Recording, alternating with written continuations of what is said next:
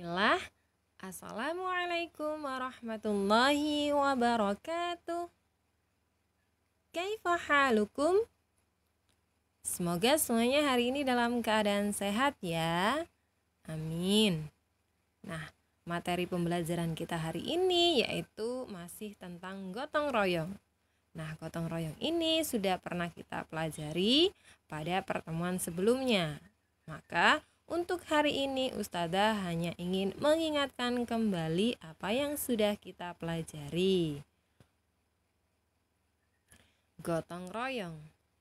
Gotong royong itu adalah melakukan pekerjaan bersama-sama dengan cara membagi tugas untuk masing-masing anggota. Jadi intinya gotong royong itu kita bersama-sama, kita bekerja sama. Bekerja sama apa? Bekerja sama dalam melakukan sesuatu, ya. Manfaat dari gotong royong. Manfaat yang pertama, masih ingat teman-teman? Ya, manfaat yang pertama yaitu pekerjaan yang sulit akan menjadi lebih mudah. Nah, karena lebih mudah, maka pekerjaan yang berat akan menjadi ringan. Ya, pekerjaan yang berat akan menjadi ringan, otomatis waktu yang diperlukan juga lebih singkat. Artinya pekerjaannya akan lebih cepat selesai begitu.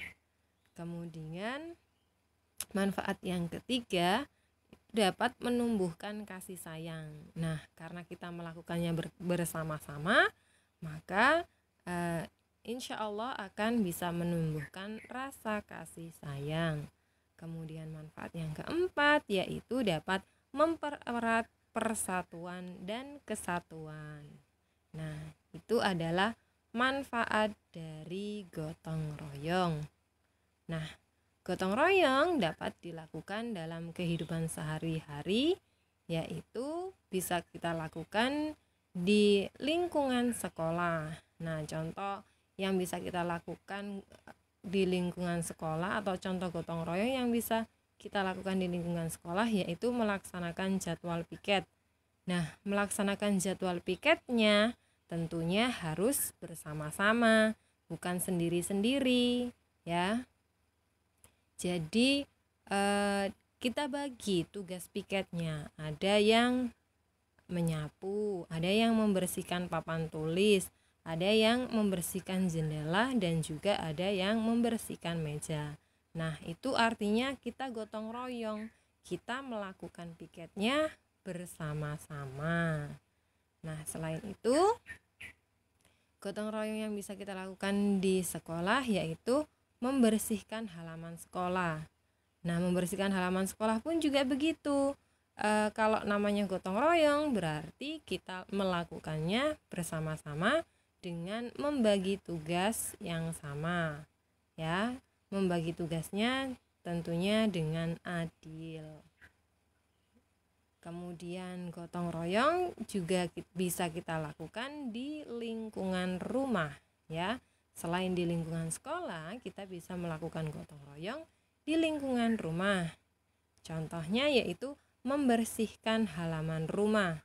Nah, karena gotong royong, otomatis ketika kita membersihkan halaman rumah, kita melaksanakannya bersama-sama, ya, dibagi-bagi dengan anggota keluarga yang lain.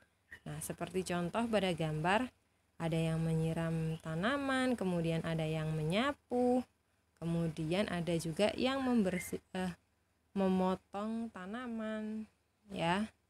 Tuh contoh gotong royong yang bisa kita lakukan di rumah. Selain itu, kita juga bisa membersihkan rumah, ya. Maksudnya ruangan yang ada di dalam rumah. Nah, bisa kalian lihat di situ itu bekerjanya juga bersama-sama, bukan sendirian saja, tapi bisa dilakukan bersama-sama. Selain di lingkungan sekolah dan di lingkungan rumah, gotong royong juga dapat kita lakukan di lingkungan masyarakat.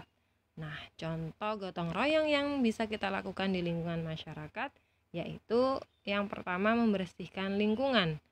Nah, membersihkan lingkungannya pun karena gotong royong artinya kita harus melaksanakannya bersama-sama, ya.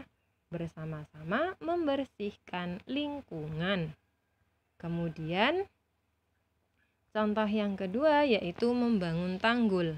Nah, tanggul merupakan juga untuk kepentingan umum. Jadi kita juga bisa melakukannya bersama-sama, ya, membangun tanggulnya bersama-sama. Kemudian contoh yang ketiga yaitu membangun tempat ibadah. Nah, tempat ibadah kan juga termasuk fasilitas umum. Jadi kita bisa membangunnya bersama-sama. Bukan cuma sendirian ya, tapi bersama-sama. Nah, itu adalah contoh gotong royong yang dapat dilakukan dalam kehidupan sehari-hari, baik di sekolah, di rumah, maupun di lingkungan masyarakat. Nah, sekarang tugas kalian untuk hari ini, perhatikan ya, tugas untuk hari ini yaitu ayo lakukan. Yang pertama, tanyakan kepada ibumu tugas setiap anggota keluargamu. Kemudian yang kedua, buatlah daftar tugas setiap anggota keluarga di rumahmu. Yang ketiga, tempelkan daftar tugas tersebut di rumahmu.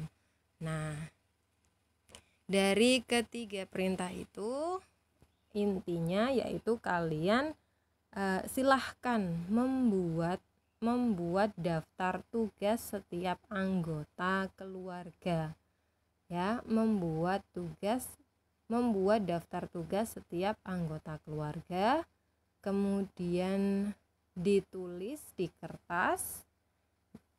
Setelah ditulis silahkan ditempel.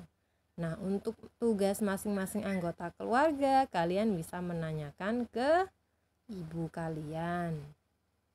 Kemudian setelah kalian bertanya silahkan ditulis. Kalau sudah selesai ditulis ditempelkan. Seperti itu ya tugasnya. Contohnya Ustazah kasih contoh. Misalnya kakak hari ini tugasnya adalah menyapu lantai. Kemudian ibu tugasnya hari ini misalnya memasak. Nah, seperti itu. Jadi ada anggota keluarganya, kemudian tugasnya apa untuk hari ini. Seperti itu. Baik, jazakumullahu khair sudah mendengarkan penjelasan Ustazah mulai dari awal sampai akhir. Semoga bisa bermanfaat. Ustazah akhiri. Assalamualaikum warahmatullahi wabarakatuh.